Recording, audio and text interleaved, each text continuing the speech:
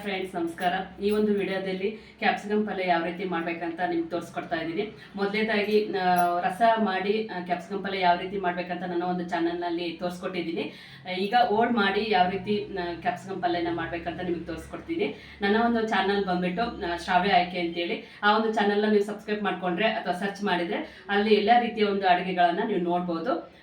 ಈಗ ಕ್ಯಾಪ್ಸಿಕಮ್ ಪಲ್ಯನ ಓಲ್ಡ್ ಪಲ್ಯ ಯಾವ ರೀತಿ ಮಾಡ್ಬೇಕಂತ ನಿಮ್ಗೆ ತೋರಿಸ್ಕೊಡ್ತಾ ಇದ್ದೀನಿ.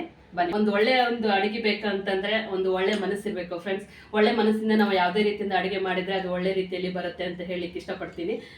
ಈಗ ಕ್ಯಾಪ್ಸಿಕಮ್ ಪಲ್ಯಗೆ ಯಾವ ಐಟಮ್ಸ್ಗಳನ್ನ ಬೇಕಂತ ಈಗ ನಿಮ್ಗೆ ತಿಳಿಸ್ಕೊಡ್ತಾ ಇದ್ದೀನಿ. ಕ್ಯಾಪ್ಸಿಕಮ್ನ ಚೆನ್ನಾಗಿ ತೊಳ್ಕೊಂಡು ಈ ಥರ ಎಣ್ಣೆಯಲ್ಲಿ ಬೇಯಿಸ್ಕೊಂಡ್ಬಿಡಿ ಫ್ರೆಂಡ್ಸ್.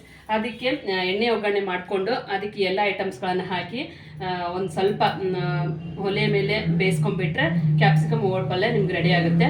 ಮೊದಲೇದಾಗಿ ಗಾರ್ಲಿಕ್ ಅಂದರೆ ಬೆಳ್ಳುಳ್ಳಿ ಸಣ್ಣಾಗಿ ಹೆಚ್ಕೊಳ್ಳಬಹುದು ಮತ್ತು ಕುಟ್ಕೊಳ್ಳಬಹುದು.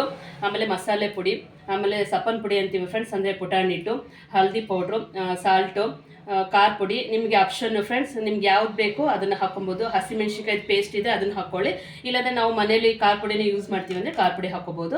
ಮತ್ತು ಹಿಂಗು, ಸ್ವಲ್ಪ ಬೆಲ್ಲ ಇಷ್ಟಪಡೋರು ಬೆಲ್ಲ ಹಾಕ್ಕೊಳ್ಳಿ, ಇಲ್ಲಾಂದರೆ ಬೇಡ. ಹಸಿ ಕೊಬ್ಬರಿ ಮತ್ತು ಹುಣಸೆಹಣ್ಣಿನ ರಸ ಎಲ್ಲ ಐಟಮ್ಸ್ಗಳನ್ನು ಹಾಕಿ ನಾವು ಓಟ್ ಪಲ್ಯನ ಕ್ಯಾಪ್ಸಿಕಮ್ 1-2 ಸ್ಪೂನು ಎಣ್ಣೆ ಹಾಕ್ಕೊಳ್ಳಿ ಫ್ರೆಂಡ್ಸ್.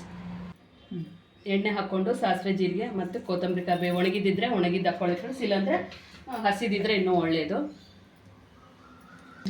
ಎಣ್ಣೆ ಒಗ್ಗರಣೆ ಆದಮೇಲೆ ಫ್ರೆಂಡ್ಸ್ ಇದಕ್ಕೆ ಚಟ್ಪಟ ಅಂದಮೇಲೆ ಬೆಳ್ಳುಳ್ಳಿ ಆ ಥರದ ತೋರಿಸ್ದಂಗೆ ಎಲ್ಲ ಐಟಮ್ಸ್ಗಳನ್ನು ಇದಕ್ಕೆ ಹಾಕೊಂಡ್ಬಿಡೋಣ ಫ್ರೆಂಡ್ಸ್. ಸ್ವಲ್ಪ ಹುಣಸೆಹಣ್ಣಿನ ರಸ, ಒಂದು ಸ್ವಲ್ಪ ಬೆಲ್ಲ,